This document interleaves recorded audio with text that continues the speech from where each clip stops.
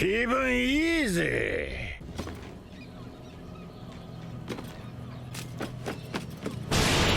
笑いジャー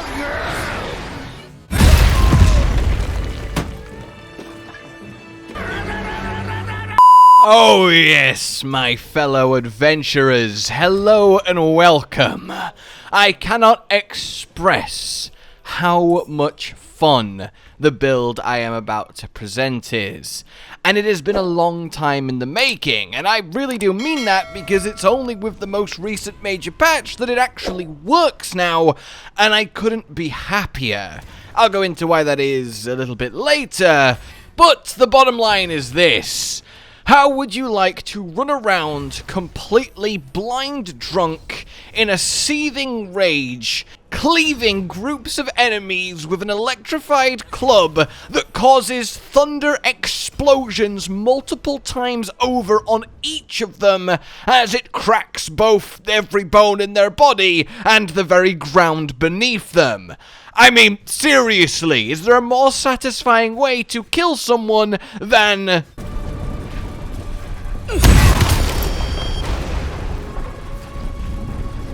Yeah, this is so much fun more than anything else. So don't get me wrong, it is ridiculously powerful, but the flavor here is just brilliant. It's a triple multiclass that lets us combine full-on Barbarian rage that gives us access to constant bleeds that keep enemies permanently maimed and rooted to the spot, while our reverberation gear repeatedly explodes them and knocks them prone.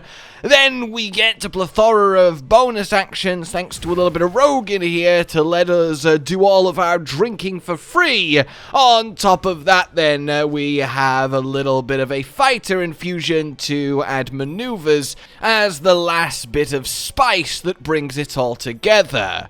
We essentially just get to exist as this unstoppable, wobbly warrior that, yeah, I realized after I'd finished putting this together, I'd essentially just made Kaido in Baldurs Gate, and that made the whole thing so much more wonderful.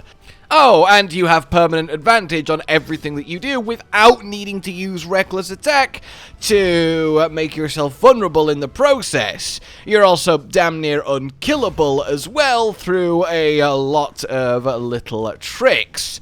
It's just glorious. It's unique, and I find it very enjoyable every now and then to do a build that isn't, you know, do 8 trillion damage on turn 1 and win the fight. And don't get me wrong, I love that stuff. Min-maxing power is my jam, but sometimes you just want to get a little bit wobbly and smack people with a thunder club. Just imagining what enemies must feel like to get decimated by this is so infinitely entertaining to me, it really is. It's like, he's so angry, but he's almost always falling over, and every time he hits us, we explode. Oh my god. Anyway, for those of you then that wish to join this drunken rampage of a setup, this is how you do it. Here we are then from a fresh level 1. Start with your Barbarian, and this is the ability spread you're going for. Sadly, we have no room for the Hill Giant's Gloves or the Constitution Amulet, so those are getting our 16s. Dexterity after that, and then do the other 3 however you like. To level 2 then, very, very exciting. We get to make exactly 0 choices, but we get stronger, and that's always fun. That said, we won't be using reckless attack essentially ever because we have permanent advantage, which is really neat. We want to be wildheart, and we want to take specifically tiger heart. We need this cleave because our weapon causes AoE explosions against everyone that it hits. With this, we can hit up to 3 enemies and each one explodes, doing damage to the other 2, so we get to triple dip on the damage. On top top of the bleed and the maim just being fantastic lockdown and utility. So we grab that, and then we move on. We get our first feat, which we want to be Great Weapon Master. This is reason number 1 of 2 that this build is now actually worth doing, viable and good, thanks to the recent patch, because before, this feat didn't work with great clubs, of which this weapon is, but now it does, which means we get our extra 10 damage, and given we have permanent advantage, we don't even really have to deal with the negative here. So all around, phenomenal stuff.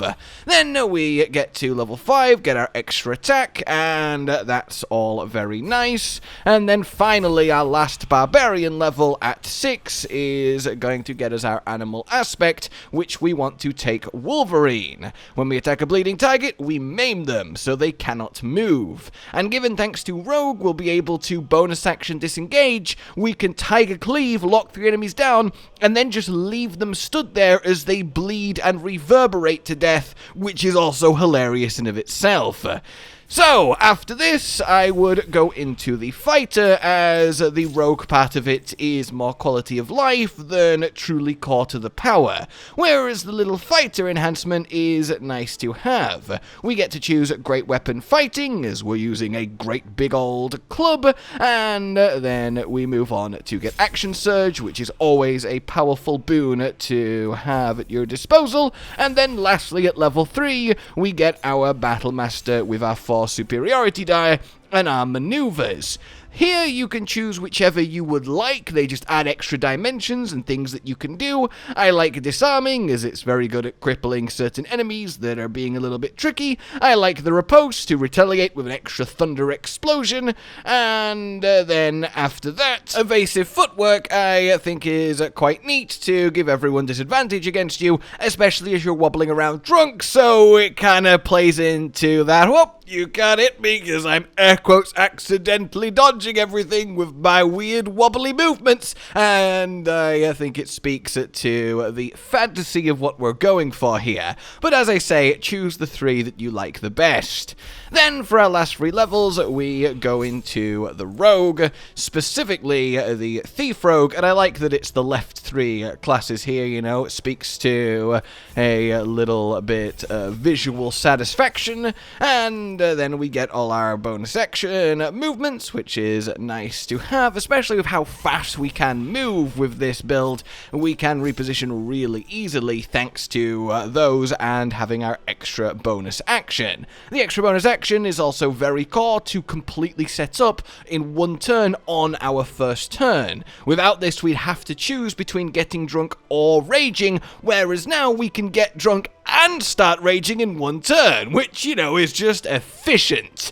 So, with that done then, here we are all set up. We've got our 4 superiority die, our 4 rages a day, and our 2 bonus actions. Before we get into actually how to play it, let's go over the gear here, as, you know, it's very core to the whole experience, namely the weapon itself. This is Punch Drunk Bastard, a fantastically named great club that does a lot of great clubbing for you. Now, it's got an extra d4 of lightning damage on, which is very important for 2 reasons. Number 1, I mean, it's more damage, and number 2, it will help trigger reverberation when we get to that. The reason it's got the lightning damage is thanks to a certain amazing weapon by the name of Drakethroat Glaive. This draconic elemental weapon infusion. You can equip the glaive, throw your club on the floor, cast the spell on it to give it lightning, and then pick it back up, and you will have lightning on your club.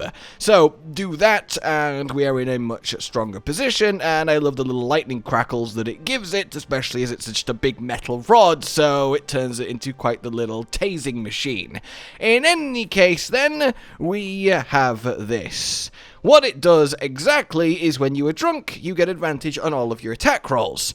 And then whenever you make contact with an enemy, you do a 1d4 thunder damage AoE. This affects everyone but you, so be careful with allies or people you don't want to damage. And you get to do the bludgeoning damage if you miss, and this will also trigger reverberation and more thunder explosions, so really it's just phenomenal all round. So we need, of course, for this, a source of getting drunk, and that's quite easy. We just want to use camp supplies. Any that are alcoholic will do, and with a bonus action you can drink them, and then you get drunk for a number of turns. So if I do this one, we get a little bit of a heal, and now we are drunk. The usual effects of drunk are just disadvantage on Dex and Charisma, which is a shame, but it's not crippling, because then we activate Tippler's Rage. We have advantage on all of our attacks, not just the ones with the club, so you could use this in a number of creative ways, and then we do our extra Thunder Blast damage. So that's really nice. Now you'll notice that my drunk lasted for 5 turns as opposed to the usual 2. That's because we have another key piece of equipment here in the Amulet of the Drunkard. Oh, then I should say you get Punch Drunk Bastard from the Waning Moon Tavern in Act 2, right next to Mr. Thorm. After you either kill or talk him to death, it's just leant up against the wall. Then we go back to this, Amulet of the Drunkard. Not only do we get a little bit of a heal at the start of each one of our turns, the most important feature is being able to be drunk for 5 turns instead of 2. This is very important, and it makes this kind of viable so you don't have to keep drinking every 2 turns, though with your Thief extra bonus action and a large supply of alcohol, that's not the end of the world, but this is quite nice comfort to the whole experience. And you buy this from Hoots Hooligan in Chares's Caress in Act 3, a quite simple acquisition. After this then, we go on to Reverberation, as it's a core part of this. Although, I should say, if you really want to get full thematic on the drunk stuff, you can wear the Drunken Cloth. Of course, it's just clothing, so it works with our raging, and you get advantage on Con, which is okay, I suppose, and then we get a little bit of temp health every turn. It's just not that strong, so I would recommend, as you see, I've got the Bone Spike Garb, as it's a really, really good Barbarian, a bit of armor, but you can make that choice. In any case, the Reverberation.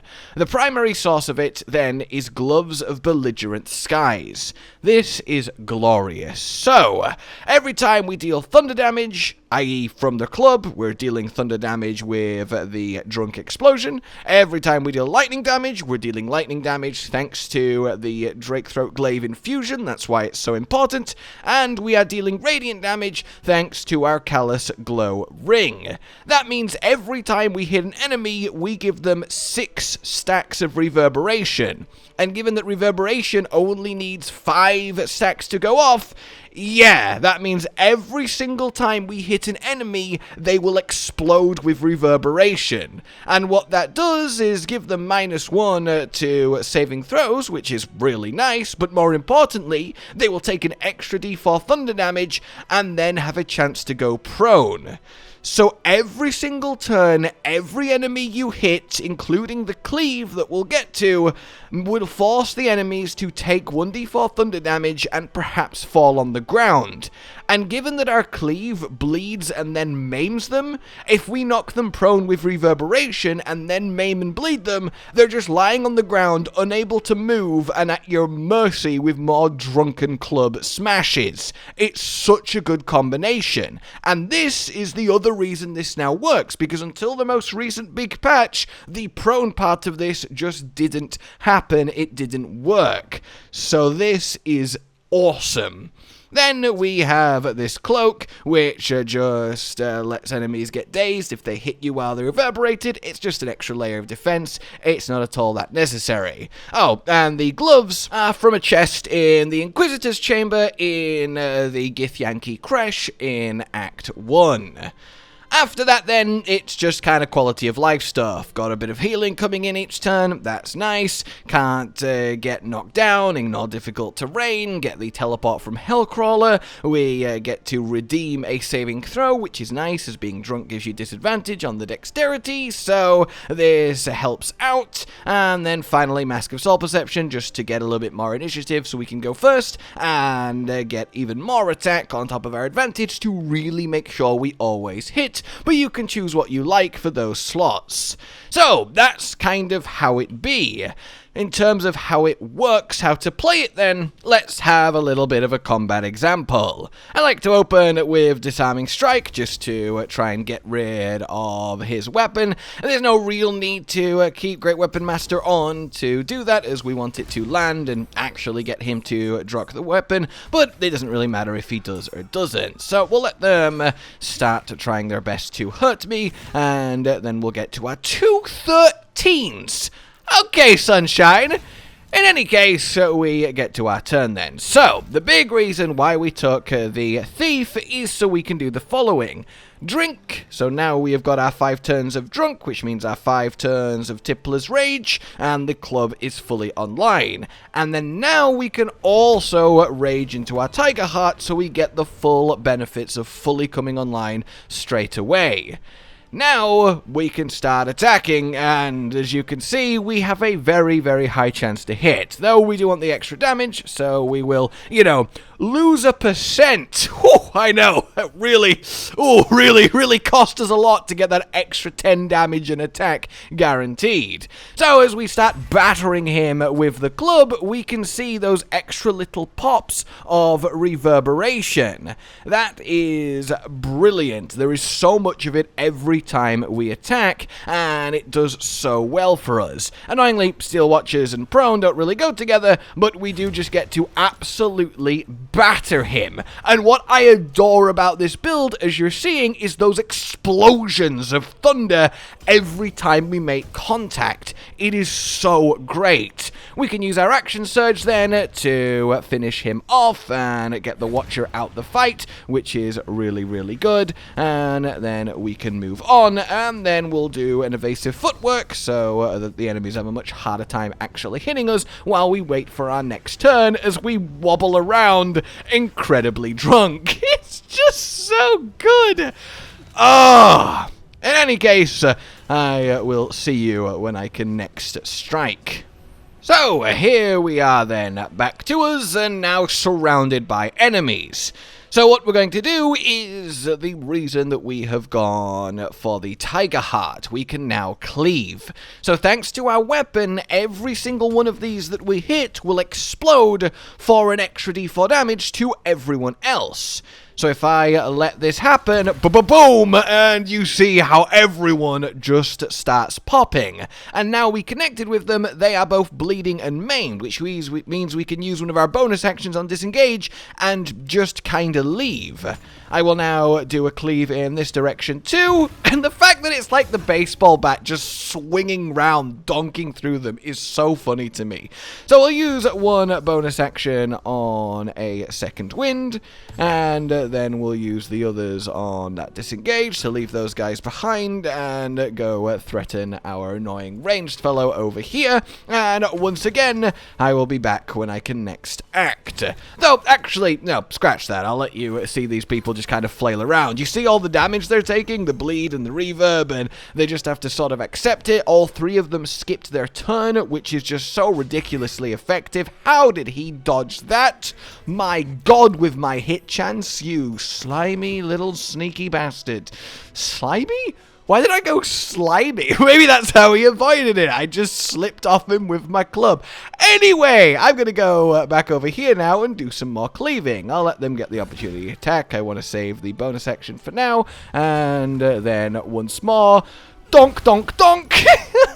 And then he has gone down, thanks to the reverberation.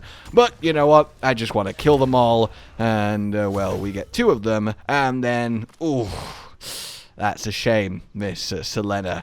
And then after that, because we've got our great weapon master, we can head back and get a nice little smack on Edwina. And then for our last bonus action, I will once more. In fact, no, she's already done our opportunity attack, so we can instead dash and then get back to him, and then finally use some more evasive footwork.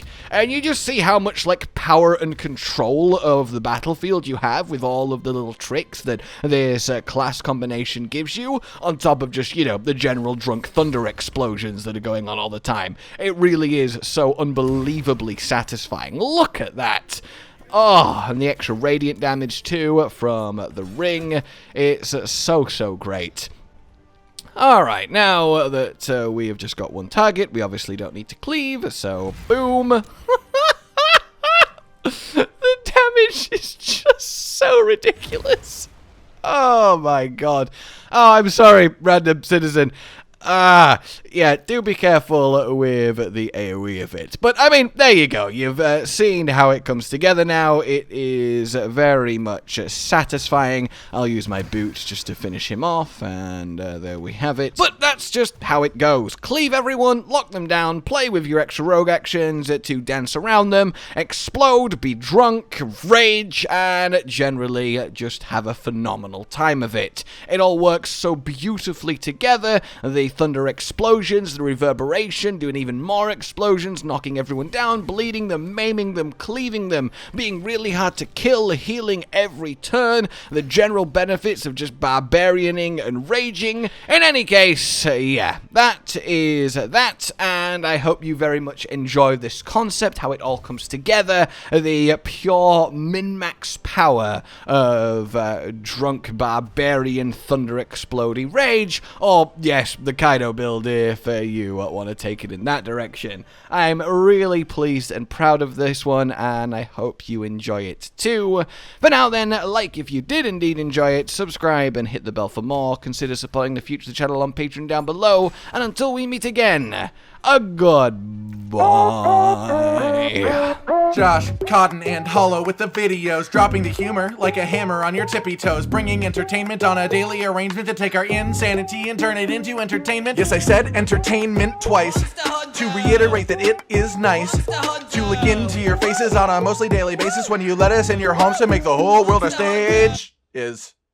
Goodbye.